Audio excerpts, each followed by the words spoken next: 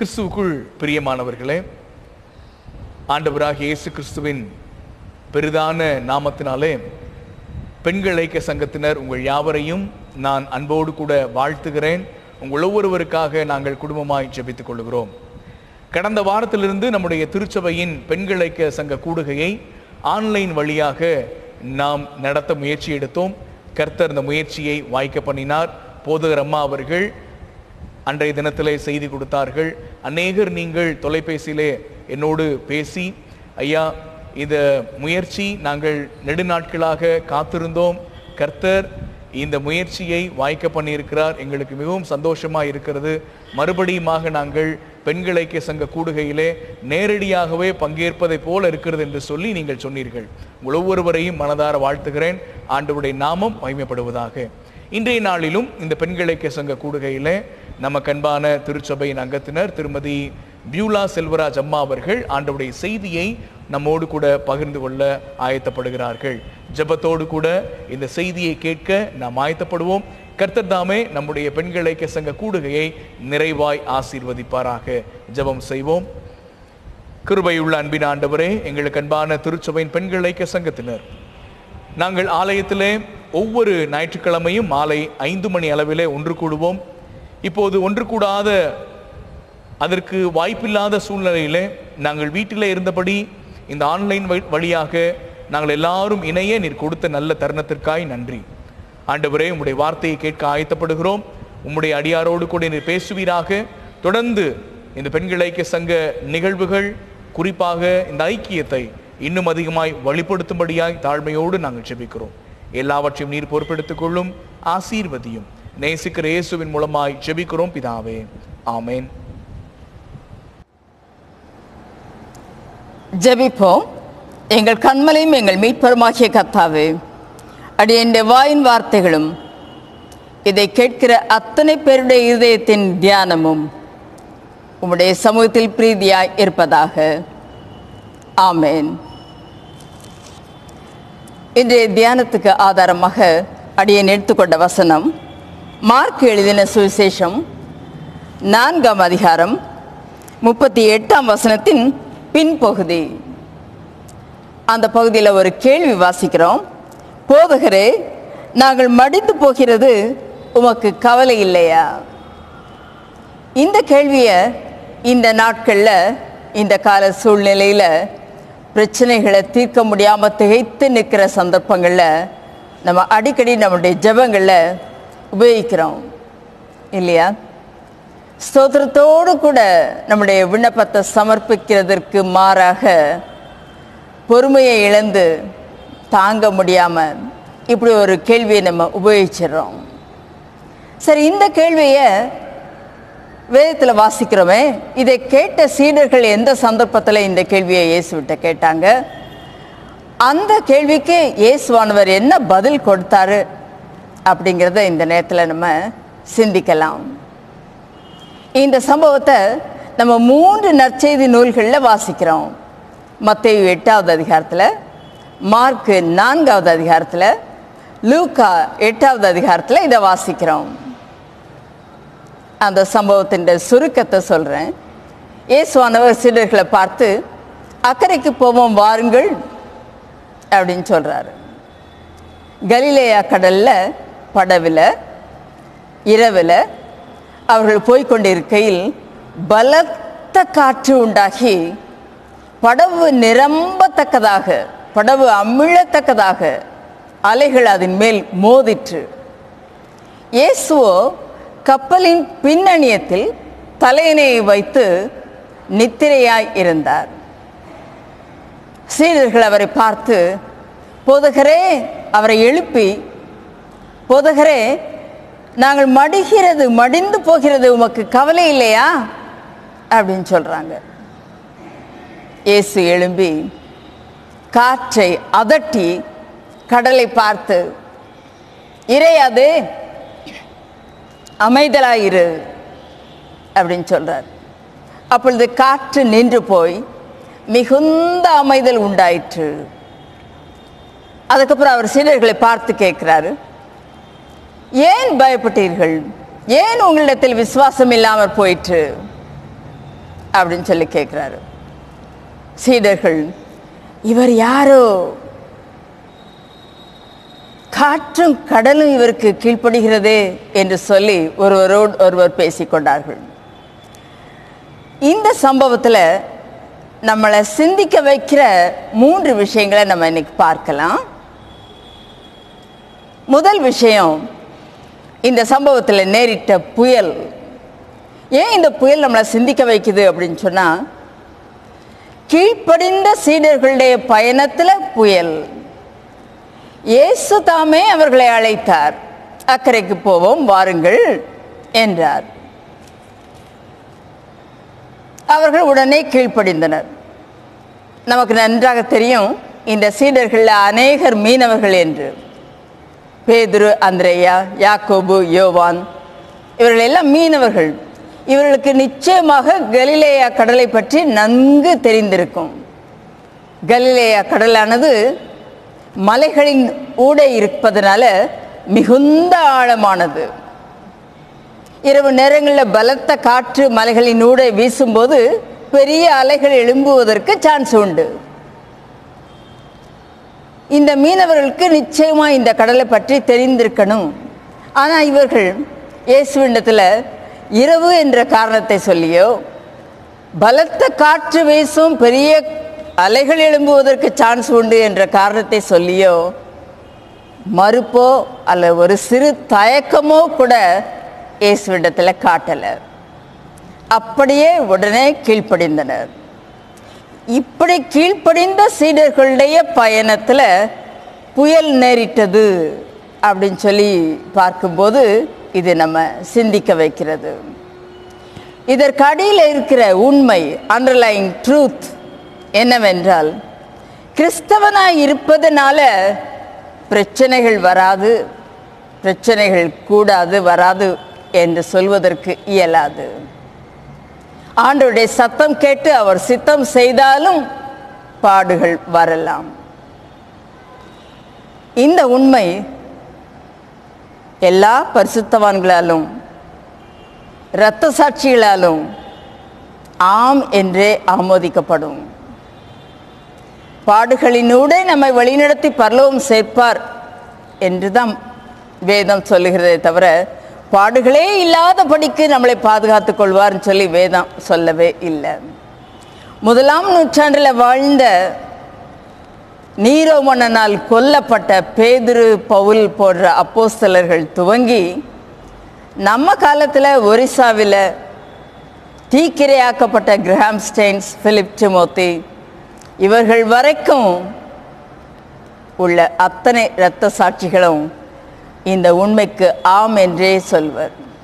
கிறிஸ்தவனாய் இருப்பதனால பாடுகள் வராது அப்படிங்கிற கேரண்டி இல்லவே இல்லை. No insurance against calamity. இந்த சம்பவத்தில் நம்ம சிந்திக்க வைக்கிற 2வது காரியம், ஸ்லீப்பிங் கிரைஸ்ட். பலத்த காற்று உண்டாயிற்று. படவு நிரம்பத்தக்கதாக, அமிழத்தக்கதாக பெரிய அலைகள் அதன் மேல் மோதுகிறது. இயேசுவோ நித்திரையாயிருந்தார். இந்த சீடர்கள் நிறைய பேர் மீனவர்கள். அவர்கள் நிச்சயமாக எக்ஸ்பர்ட் செயிலர்ஸாகத்தான் இருந்திருக்கணும். அவர்களாலேயே சமாளிக்க முடியாத அளவுக்கு மடிந்து போகிறோன்னு சொல்லி பயப்படுற நிலைமைக்கு அவங்க தள்ளப்பட்டு அவங்க அவரை எழுப்புறாங்க. அதே மாதிரி தான் இன்னைக்கு நம்மளும் கூட நம்முடைய திறமைகள், நம்மளுடைய பலன் இவைகளால் நம்மளால் சமாளிக்க முடியலைங்கிற கட்டத்துக்கு நம்ம வரும்போது நம்மளுடைய ஒன் அண்ட் ஒன்லி ஹோப் என்னது? இயேசுவே, இயேசுதான். அதனால தான் அவங்க, ஆண்டவரே நாங்கள் மடிந்து போகிறது உமக்கு கவலை இல்லையா அப்படின்னு சொல்லி எழுப்புறாங்க. அவர் நித்திரையாக இருந்ததுக்கு காரணங்கள் பைபிள் கமெண்டேட்டர்ஸ் என்ன சொல்கிறாரு அப்படின்னு சொல்கிறாங்கன்னு சொன்னால், அந்த நாளின் ஸ்ட்ரெயின், அந்த நாளில் கப்பர்நகூமில் அவர் ஆற்றிய ஊழியம், அந்த ஊழியத்தை நிமித்தம் ஏற்பட்ட களைப்பு தான் அவரை அப்படியாய் நித்திரை செய்ய செய்தது. லூக்கா எழுதுறாரு, அவரிடத்துல இருந்து வல்லமை புறப்பட்டு எல்லாரையும் குணமாக்கினபடினால ஜனங்கள் அவரை தொடும்படிக்கு வகை தேடினார்கள் அப்படின்னு லூக்கா எழுதுறாரு 8வது அதிகாரத்தில். மத்தேயு 8வது அதிகாரத்தில் அவர் என்ன எழுதுறாரு, அஸ்தமனமான போது அசுத்தாவிகளை பிடித்த அநேகரை அவரிடத்தில் கொண்டு வந்தார்கள். அவர் தமது வார்த்தையினாலே அசுத்தாவிகளை துரத்தி பிணியாளிகள் எல்லாரையும் சுஸ்தமாக்கினார். அவர் தாமே நம்முடைய பலவீனங்களை ஏற்றுக்கொண்டு நம்முடைய நோய்களை சுமந்தார் என்று ஏசாயா தீர்க்கதரிசியினால் உரைக்கப்பட்டது நிறைவேறும்படி இப்படி நடந்தது. திரளான ஜனங்கள் தன்னை சூழ்ந்திருக்கிறதை கண்டு இயேசு சீடர்களை பார்த்து அக்கறைக்கு போவோம் வாருங்கள் அப்படின்னு சொன்னார்னு சொல்லி வாசிக்கிறோம். ஆக அந்த நாளில் கப்பர்நகூமில் அவர் ஆற்றிய ஊழியத்தின் நிமித்தம் ஏற்பட்ட களைப்பு தாமே அவரை அப்படியாய் நித்திரை செய்ய செய்தது. இன்னொரு காரணம் சொல்றாங்க பைபிள் கமெண்டேட்டர்ஸ், அவருக்கு தமது பிதாவின் மீது கொண்டிருந்த நம்பிக்கை, ஃபிலியல் கான்ஃபிடன்ஸ், அதுதான் தாய்மடியில் தூங்குகிற குழந்தையை போல அவரை தூங்க வைத்தது. சரி, அவர் மனுஷகுமாரனாக அவர் தன்னை வெளிப்படுத்தின அந்த நேரத்தில் தாமே இந்த மீனவர்களும் எக்ஸ்பர்ட்ஸ் செயலர்ஸுமான இந்த சீடர்கள் தங்களால் சமாளிக்க முடியலை அப்படிங்கிற கட்டத்துக்கு தள்ளப்பட்ட போது அவரை எழுப்பினாங்க. இந்த காலகட்டத்தில் நாமும் கூட அவரை எழுப்ப வேண்டியவர்களாக இருக்கிறோம். அவரிடத்தில் ஜெபிக்க வேண்டியவர்களாக நம்ம இருக்கிறோம். 4-5 நூற்றாண்டுகளுக்கு முன்னால் இத்தாலி தேசத்தில் கத்தீட்ரல் ஆஃப் ஃப்ளாரன்ஸ் அப்படிங்கிற பேராலயத்தில் சவனரோலா அப்படிங்கிற தேவ மனிதர் பெருந்தொனியாய் ஒரு கேள்வி எழுப்பினார். விசுவாசம் என்னும் விளக்கு அணைந்து போயிற்று, சபையின் ஜீவன் அற்று போயிற்று, தேவனுடைய உடன்படிக்கை பெட்டி மூழ்கி கொண்டிருக்கிறது, சந்தேக அலைகள் அதன் மேல் மோதி கொண்டிருக்கிறது, what are we to do அப்படின்னு சொல்லி ஒரு கேள்வி எழுப்பினார். நம்ம என்ன செய்யணும், என்ன செய்யறது? அப்போ அந்த பேராலயத்தில் இருந்த அத்தனை பேரும் ஒரே குரல்ல ஒரே பதில் சொன்னாங்களாம், wake Christ. ஆமா, நாம கூட இன்னைக்கு ஆண்டவரை நோக்கி ஜெபிக்க கடன் பட்டிருக்கிறோம். சங்கீதம் 142:1 சொல்லுது, கர்த்தரை நோக்கி சத்தமிட்டு கூப்பிடுகிறேன், கர்த்தரை நோக்கி சத்தமிட்டு கெஞ்சுகிறேன். மரண பீதியில சிக்கி தவிக்கிற இந்த மனு மக்கள் செய்ய வேண்டிய ஒரே காரியம் ஆண்டவராகிய இயேசுவை நோக்கி கெஞ்ச வேண்டிய நிலைமை, ஜெபம். அந்த ஜெபம் அவருக்கு ஏறெடுக்கப்பட வேணும். 3வது விஷயம், இயேசுவானவர் அவர்களுக்கு தந்த பதில். என்ன பதில் கொடுத்தாரு ஆண்டவர்? எழும்பி முதல்ல காற்றை அதட்டி கடலை பார்த்து சொல்ற விஷயம், இறையாதே, அமைதலாயிரு. அப்படி அவர் சொன்ன உடனே என்ன நடக்குது? காற்று நின்று போயிற்று, மிகுந்த அமைதல் உண்டாயிற்று, கடல் அமைதி ஆயிற்று. இது மாத்திரம்தான் நம்ம பைபிளில் வாசிக்கிறோம். இன்னும் ஒரு காரியம் நம்ம கற்பனை பண்ணி பார்க்கலாம். நான் ஏற்கனவே சொன்னேன், கல்லேயா கடல் கடல்களினூடே உள்ளதுன்னு சொல்லி, மலைகளினூடே உள்ளதுன்னு சொல்லி. அப்போ நிச்சயமா ஆண்டவருடைய துணி, அந்த கட்டளை இந்த மலைகளால் எதிரொலிக்கப்பட்டிருக்கணும்.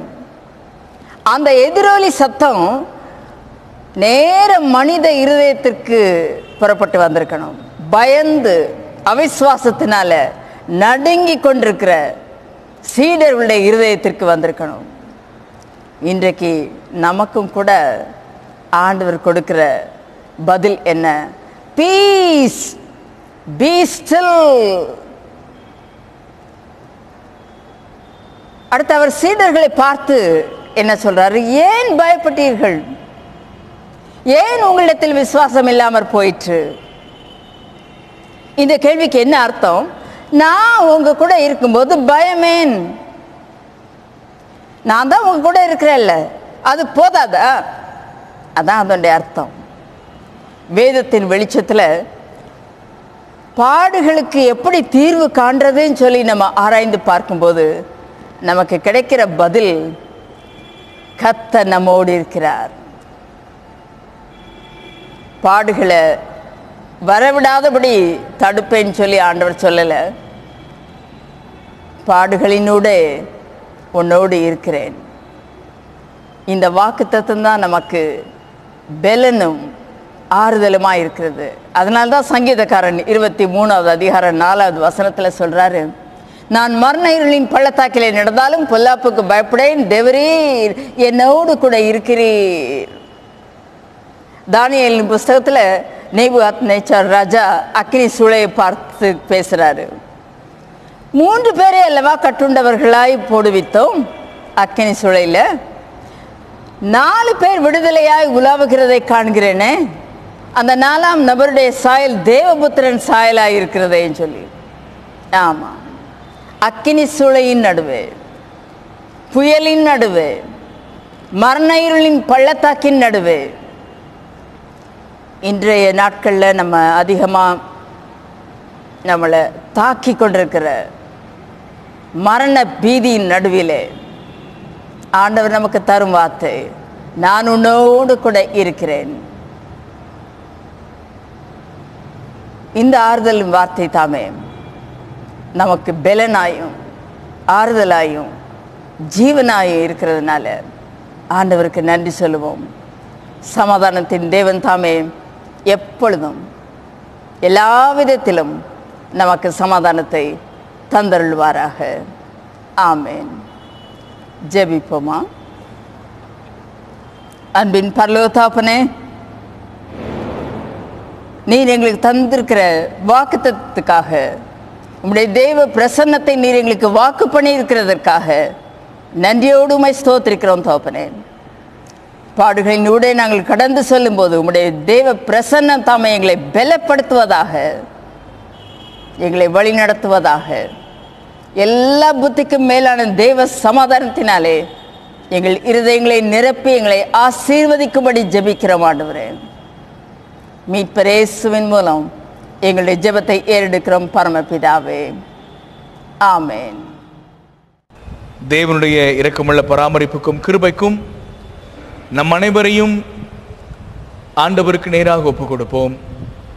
குறிப்பாக பெண்கள் ஐக்கிய சங்கம், அதில் இருக்கக்கூடிய அங்கத்தினர்கள், அதன் செயல்பாடுகளை கர்த்தருக்கு நேராய் ஒப்புக் கொடுப்போம்.